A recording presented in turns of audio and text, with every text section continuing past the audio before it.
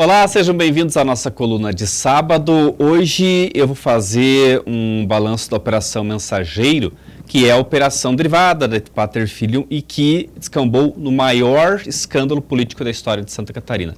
26 prefeitos foram presos, incluindo 4 prefeitos aqui da comarca, aqui da região de Canoinhas, né? Nós tivemos a prisão do Luiz Timoguiri, de Três Barras, do hoje falecido Adilson Litkowski, de Major Vieira, do Alfredo César Dreyer, da cidade de Bela Vista do Todo, e também o Luiz Henrique Saliba, da cidade de Papanduva, nesse grupo de 23 prefeitos presos. Nessa semana, o Grupo ND, do portal ND+, publicou uma grande reportagem detalhando desde o início a operação e mostrando em que pé estão hoje essa operação, em que pé está hoje essa operação.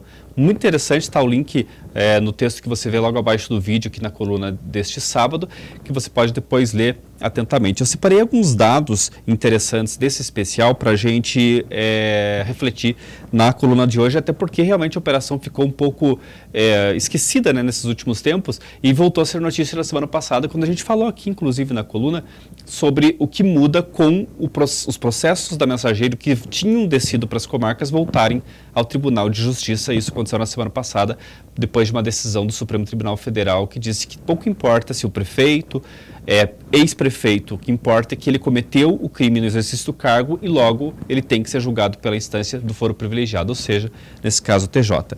Tem alguns dados bem interessantes que a reportagem da ND+, traz, né? Por exemplo, a gente teve 4 milhões e meio de reais já ressarcidos e 11 milhões e 900 mil reais a serem devolvidos por esses prefeitos, já firmados em acordos de colaboração premiada ou acordos feitos com o Ministério Público.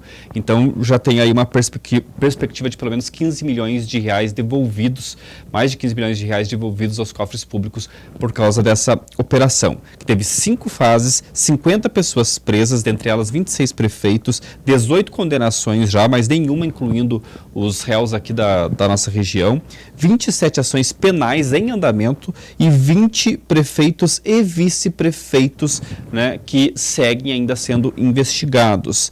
A reportagem traz um dado muito interessante, que é o que as prefeituras fizeram depois da Operação Mensageiro. E eu listei aqui, por exemplo, eles ouviram a Prefeitura de Canoinhas, que disse que houve uma ampliação nos fiscais de contrato e que também conta com um engenheiro com responsabilidade técnica na equipe.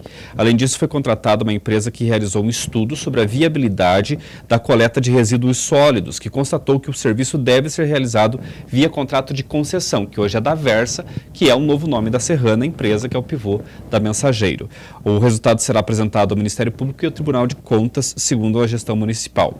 Major Vieira diz que os serviços de coleta de resíduos urbanos foram assumidos pela prefeitura, de fato foi mesmo, né? Eles compraram caminhões, já tinham um, acho que compraram mais um, com pessoal próprio, sob supervisão do secretário da Agricultura e Meio Ambiente, em conjunto com o pessoal da Secretaria de Obras.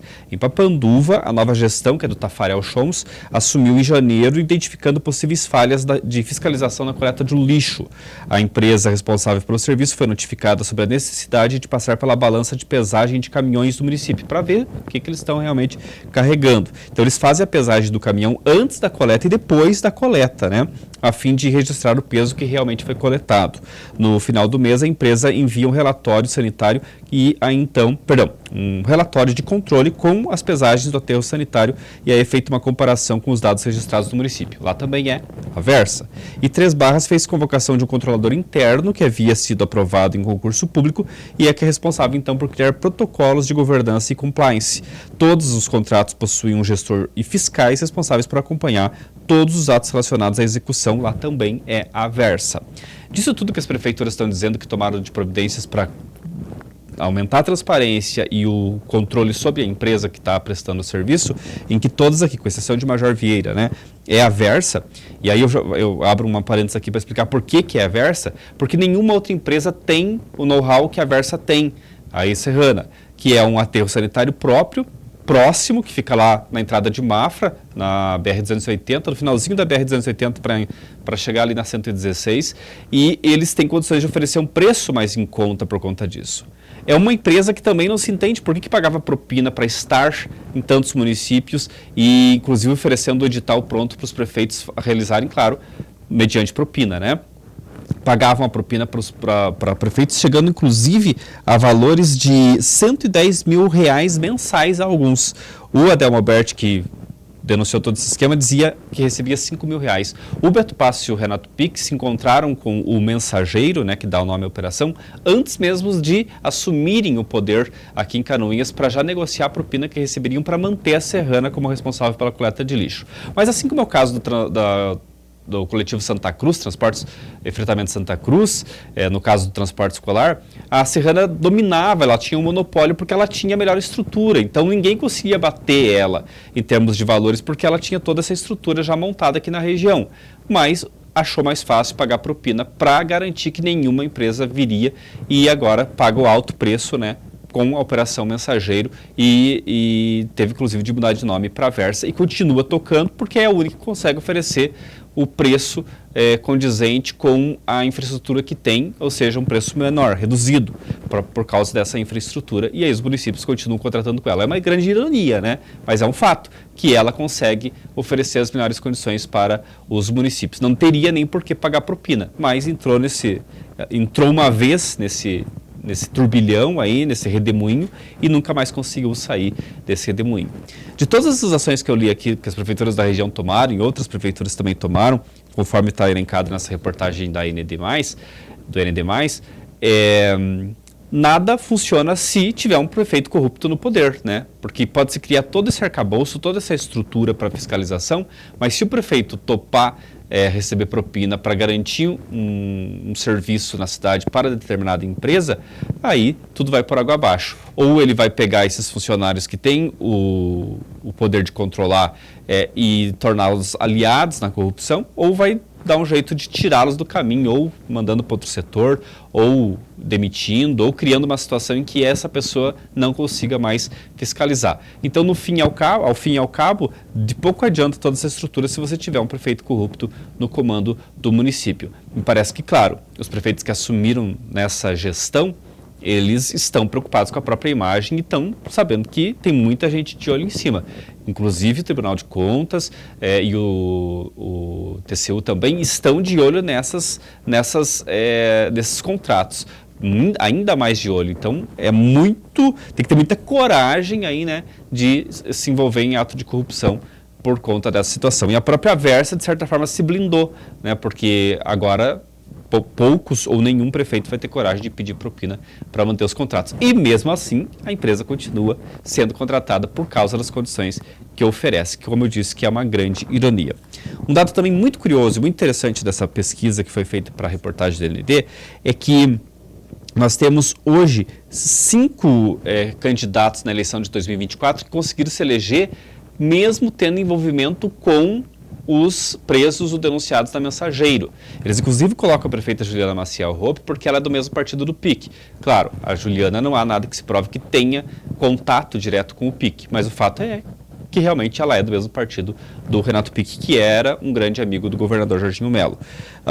E, inclusive, tem aqui um prefeito de Imaruí que foi reeleito mesmo sendo preso da Mensageiro. E aí especialistas falam que isso tem a ver com questão de coronelismo na cidade, poder financeiro que essas pessoas têm, que conseguem então se manter no poder, ludibriando aí e mantendo o eleitorado como uma espécie de escravo, né? Além desses 5 candidatos com êxito, tivemos 9 derrotados, então teve mais derrotados ligados à Operação Mensageiro do que eleitos, e 4 que não entraram no pleito. Mas é um número significativo e 5 que tiveram êxito, né?